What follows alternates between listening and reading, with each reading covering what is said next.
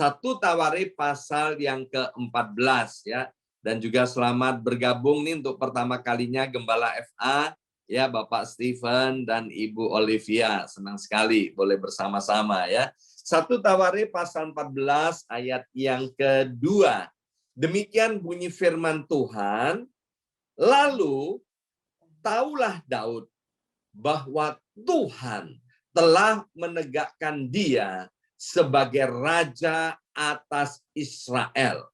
Sebab martabat pemerintahannya terangkat tinggi oleh karena Israel umatnya. Nah, Bapak Ibu sekalian, dari 1 Tawarikh pasal 14 ayat yang kedua, Tuhan itu mau berbicara kepada setiap kita bahwa promosi itu datangnya dari Tuhan, ya. Peninggian, promosi itu bukan dari mana-mana, Bapak Ibu sekalian. Dengan jelas Alkitab sudah berkali-kali mengatakan, salah satunya ditulis di dalam Mazmur 75 ayat 7 sampai dengan ayat yang ke-8, bahwa peninggian itu bukan dari timur, bukan dari barat, bukan dari padang ini, bukan dari padang itu, tapi semuanya terjadi karena anugerah, kemurahan, dan campur tangan Tuhan. Nah, waktu saya masih di Indonesia, waktu saya bisnis mobil, Bapak Ibu sekalian, maka yang saya kerjakan itu dari hari ke hari menjalin hubungan dengan para pejabat. Karena saya punya sasaran, saya kepingin jualan mobil itu kepada pemerintahan yang ada di kota di mana saya tinggal. Maka itu hampir setiap hari ya saya itu keliling dari satu kantor pemerintahan kepada kantor pemerintahan yang lain. Dari kantornya wali kota ke kantornya bupati, juga kemudian ke kantor polisi, kantornya tentara ya. Jadi saya datang ke kantor-kantor itu dan apa yang saya kerjakan di situ? Ngobrol saja. Ya, ngobrol saja. Jadi datang tiap hari, datangnya ke kantor-kantor tuh ngobrol aja, menjalin hubungan. Sebab saya percaya satu hal, relasi itu akan menyebabkan koneksi. Ya, setelah ada relasi yang baik, maka saya akan mendapatkan koneksi yang baik.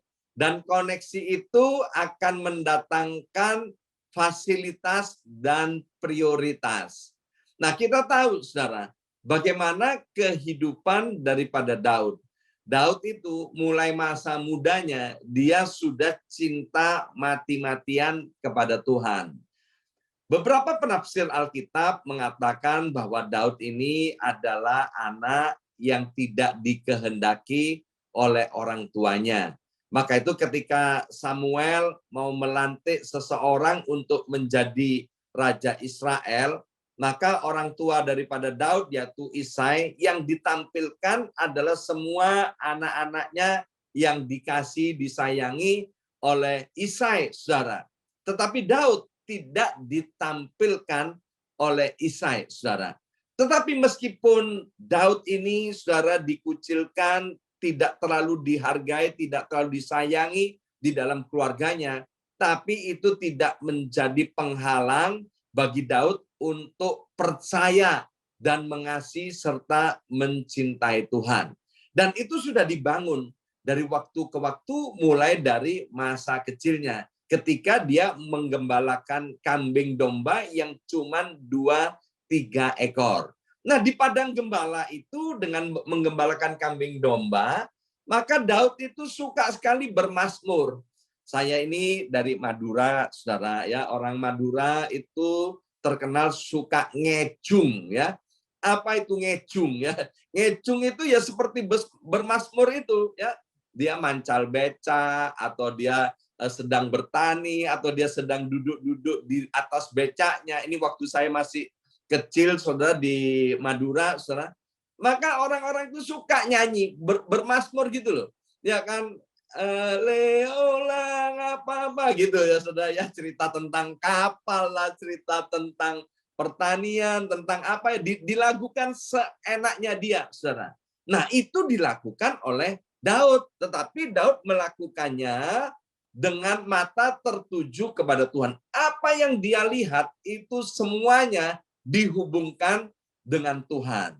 Ya, jadi misalnya begini dia lihat, oh Tuhan, Engkau itu Tuhan yang baik. Lihat itu rumput-rumputan begitu hijau. Siapa yang buat rumput ini? Kalau bukan Tuhan yang membuat rumput ini. Tuhan, terima kasih untuk rumput-rumput yang hijau sehingga kambing dombaku yang cuma 2-3 ekor ini bisa memakan rumput-rumputan yang Tuhan sediakan. Jadi semuanya diarahkan kepada Tuhan, saudara. Jadi Daud mulai kecil mengadakan relasi yang baik dengan Tuhan, saudara. Maka itu Tuhan itu melihat apa yang ada di dalam hatinya Daud, saudara. Sehingga kemudian Tuhan memilih Daud untuk menjadi seorang raja di Israel. Itu waktu dia masih amat sangat muda, dan Alkitab berkata ketika pipinya masih kemerah-merahan. Ya, baru 13 tahun kemudian setelah diurapi menjadi raja, ya, 13 tahun kemudian barulah dia benar-benar dilantik menjadi raja. Dan kemudian kita tahu bahwa kerajaannya itu adalah merupakan kerajaan yang terbesar di dalam zamannya Raja Daud. Sehingga Daud berkata bahwa sekarang aku tahu Tuhan, bahwa Engkaulah yang menegakkan kerajaanku itu. Maka itu Bapak Ibu Saudara sekalian, di tahun 2021, mari kita teruskan relasi kita, koneksi kita kepada Tuhan. Dan saya percaya satu hal, ya, Tuhan pasti mengangkat, meninggikan, dan mempromosikan kita. Mengapa? Karena itu memang kehendak Tuhan. Apalagi setelah Yesus datang ke dunia ini. Setiap kita yang percaya, kita itu diangkat menjadi anak Allah, kita diberi hak, diberi kuasa sebagai anak-anak Allah. Dan Tuhan senang untuk mempromosikan anak-anaknya. Dan bahkan firman-Nya berkata bahwa engkau akan terus naik, naik, dan naik menjadi kepala, bukan menjadi ekor. Ya, jadi pesan yang pertama dari 1 Tawarikh pasal 14 ini, bahwa promosi itu datangnya daripada Tuhan. Nah, pesan yang kedua dari 1 Tawarikh pasal 14 ayat yang ke-11. Demikian bunyi firman Tuhan, 1 Tawarikh pasal 14 ayat yang ke-11. Lalu majulah Daud ke Baal Perasim, dan Daud memukul mereka kalah di sana. Berkatalah Daud, Allah telah menerobos musuhku dengan perantaraanku seperti air menerobos. Sebab itu orang menamakan tempat itu Baal Perasim. Di dalam kitab Ulangan dikatakan begini, kalau kamu diberkati, kamu sekali-kali jangan pernah berkata, oleh karena kekuatan pula, oleh karena tangan pula, oleh karena kehebatan pula. Ini semua bisa terjadi. Oh, jangan sampai itu terjadi dalam kehidupan orang yang percaya. Ya, Daud, saudara, di dalam 1 Tawarikh pasal 14 ayat 11 dikatakan bahwa dia berhasil mengalahkan musuh-musuhnya. Tapi dia berkata, semuanya ini karena Tuhan telah memakai aku. Bukan karena aku yang hebat, tapi karena Tuhan telah memakai aku. Bahkan Daud menggambarkan begini, bahwa Tuhan itu adalah Tuhan penerobos, the master of breakthrough. Dia adalah Tuhan penerobos yang menyebabkan kebangunan rohani di dalam kehidupan kita. Nah, hari ini Bapak Ibu sekalian, apa yang menjadi persoalan dalam kehidupan kita? Mungkin kita sedang menghadapi persoalan keluarga, rumah tangga yang begitu rumit. Percayalah bahwa Tuhan itu master of breakthrough.